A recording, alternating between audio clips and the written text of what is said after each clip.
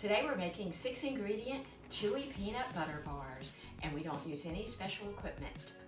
Add 1/2 cup of creamy peanut butter to a medium bowl, along with 1/2 cup of butter that's been cut into cubes. That's 1 stick. We're placing this in the microwave, and we're going to microwave it in 1-minute intervals, stirring in between until this is very smooth. Now we're going to mix together 1 cup or 120 grams of all-purpose flour, along with 1½ cups of sugar.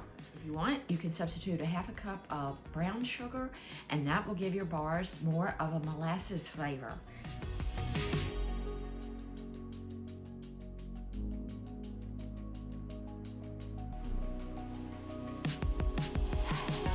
Now I actually place my peanut butter and butter in the oven while it's preheating to 350, so my bowl is warm. And let's add 1 teaspoon of vanilla. I have 2 large eggs at room temperature. Let's slightly beat them, and we're going to whisk this all together. If your bowl is still a bit warm from placing it in the microwave or in the oven, I would let that mixture cool just a bit before you add the eggs. I don't normally put any add-ins in this mixture. You could add maybe 1/2 cup of mini chocolate chips if you like. We're gonna pour our mixture into a 9x13 pan that is well greased. I lined my pan with parchment because I'm going to remove the bars.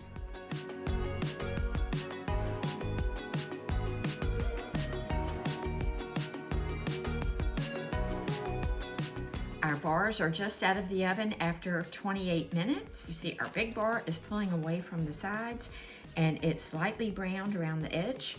We're gonna let this cool completely on a wire rack and we'll slice it into smaller bars.